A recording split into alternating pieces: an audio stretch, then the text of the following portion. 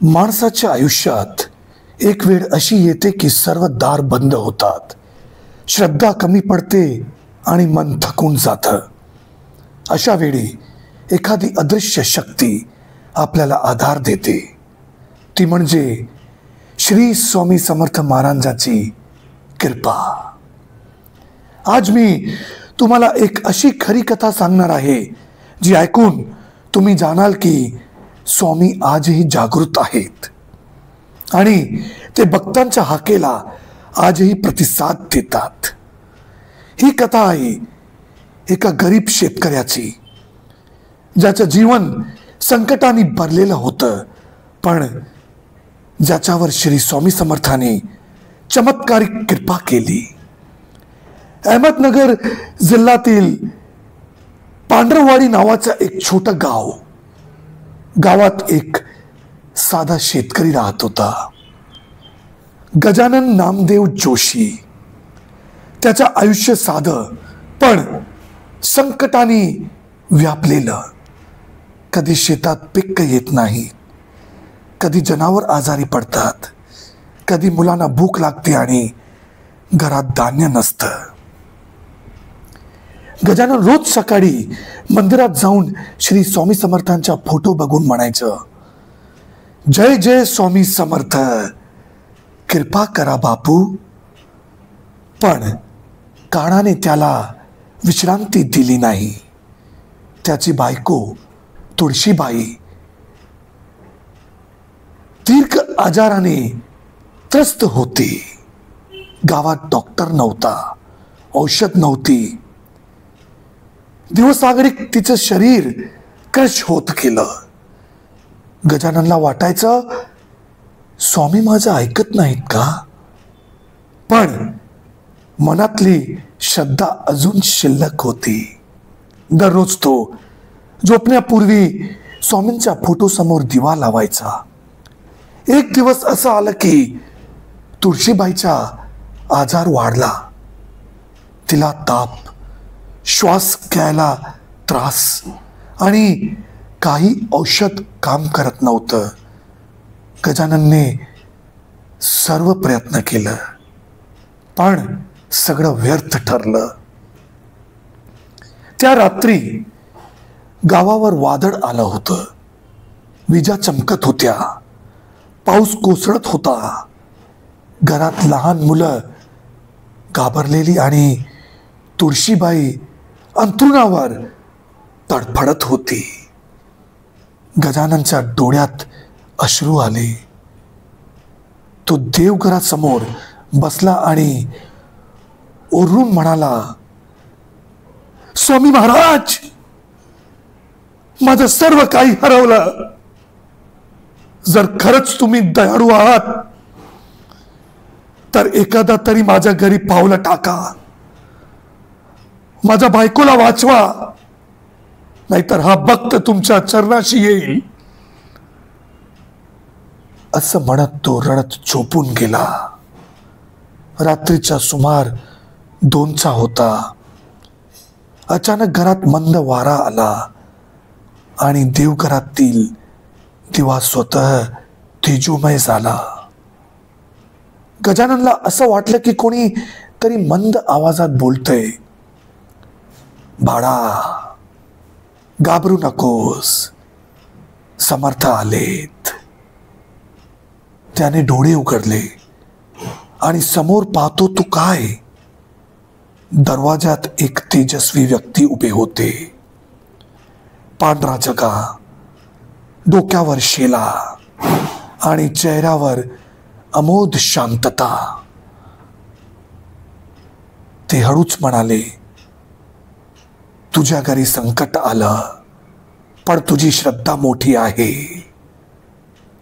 बाळा, तुझी बायको उद्या सकाळी बरी होईल.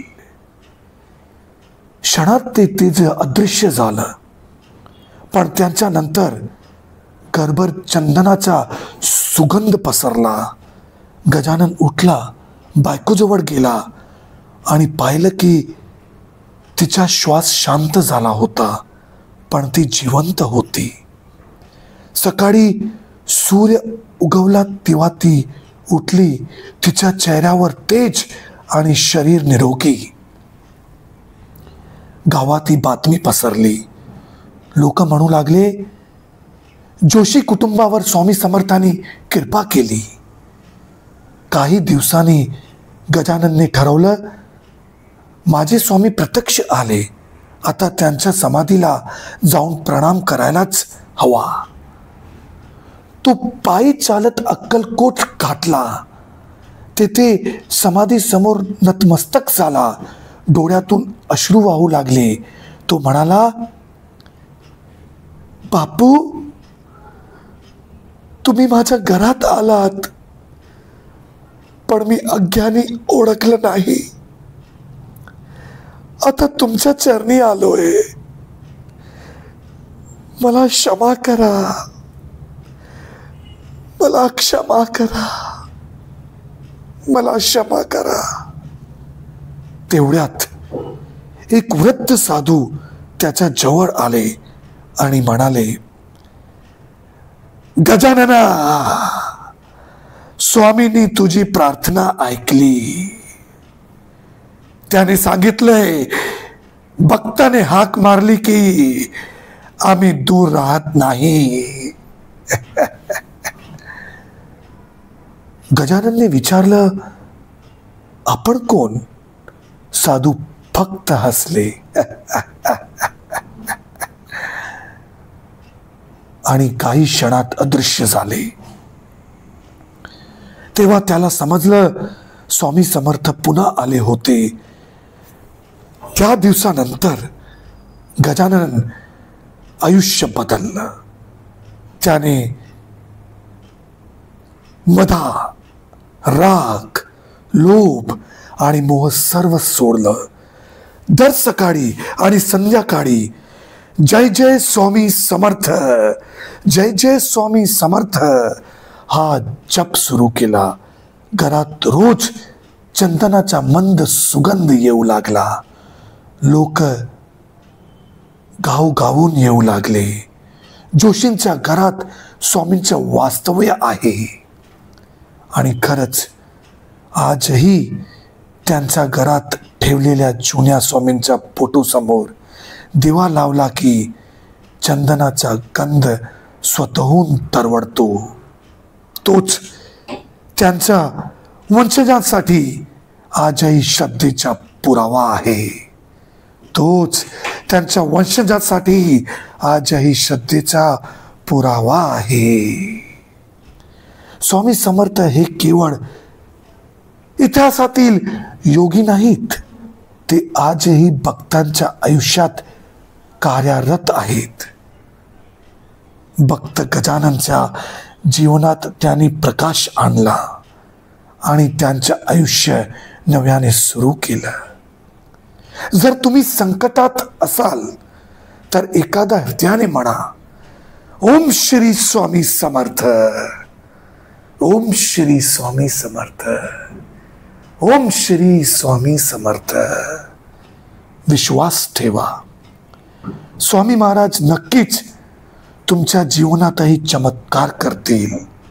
कारण ते स्वतः म्हणाले आहेत, भक्ताचा मी कधी त्याग करत नाही, भक्ताचा मी कधी त्याग करत नाही. जय जय स्वामी समर्थ, जय जय स्वामी समर्थ, जय जय स्वामी समर्थ.